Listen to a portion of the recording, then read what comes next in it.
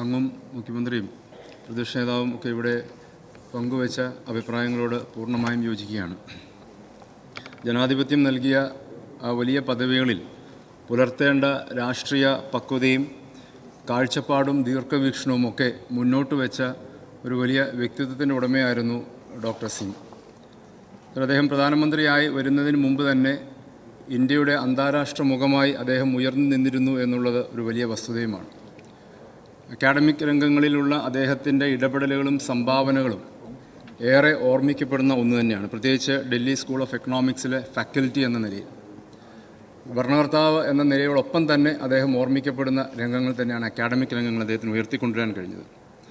Sir, നാടിൻ്റെ പുരോഗതിക്കും അതിനുവേണ്ടി അദ്ദേഹം കൊണ്ടുവന്ന സാമ്പത്തിക പരിഷ്കാരങ്ങളും രാജ്യത്തിൻ്റെ സാമൂഹ്യ നീതി ഉറപ്പുവരുത്തണം എന്ന ലക്ഷ്യത്തോടെ നീങ്ങിയിരുന്നു എന്നതാണ്. അതാണ് ഇവിടെ പ്രതിപാദിച്ച ഒട്ടനവധി പ്രധാനപ്പെട്ട ലെജിസ്ലേഷൻസ് അദ്ദേഹത്തിൻ്റെ കാലഘട്ടത്തിൽ. ഭക്ഷ്യഭദ്രതാ നിയമം, ഭക്ഷ്യസുരക്ഷാ നിയമം, വിവരാവകാശ നിയമം, ഒപ്പം തന്നെ ഇതിനോടനുബന്ധിച്ചുള്ള തൊഴിലുറപ്പ് പദ്ധതി, ഇതെല്ലാം ലക്ഷ്യം വെച്ചിരിക്കുന്നത് ആ ഒരു മേഖലയിലേക്കുള്ള സാമൂഹ്യ നീതി എന്ന നിലയിലാണ്. കാരണം ഭക്ഷണം ഒരു വ്യക്തിക്ക് അവകാശമാക്കുന്ന ലോകത്തെ ആദ്യത്തെ രാജ്യമായി നമ്മുടെ ഭാരതം മാറുന്നു എന്നുള്ളതായിരുന്നു.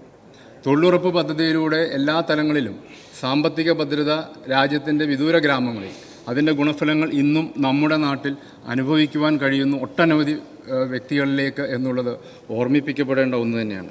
സർ, അദ്ദേഹം ഇവിടെ എല്ലാവരും പ്രതിപാദിച്ചതുപോലെ വളരെ ശാന്തമായ സമീപനത്തിൻ്റെ ഉടമയായിരുന്നു. ഉന്നത പദവികളിൽ അദ്ദേഹം എന്നും അദ്ദേഹത്തിൻ്റേതായ ഒരു കുലീനത അദ്ദേഹം വെച്ചു പുലർത്തിയിരുന്നു. കേരളത്തോട് എന്നും അദ്ദേഹം കാണിച്ചിട്ടുള്ള ആ മമതയും കരുതലുമൊക്കെ ഇവിടെ സ്മരിക്കപ്പെട്ടു. അദ്ദേഹത്തിൻ്റെ വേർപാട് രാജ്യത്തിന് വലിയൊരു നഷ്ടമാണ്. അദ്ദേഹത്തിൻ്റെ വേർപാടിലുള്ള ദുഃഖവും അനുശോചനവും ഈ സന്ദർഭത്തിൽ രേഖപ്പെടുത്തുന്നു.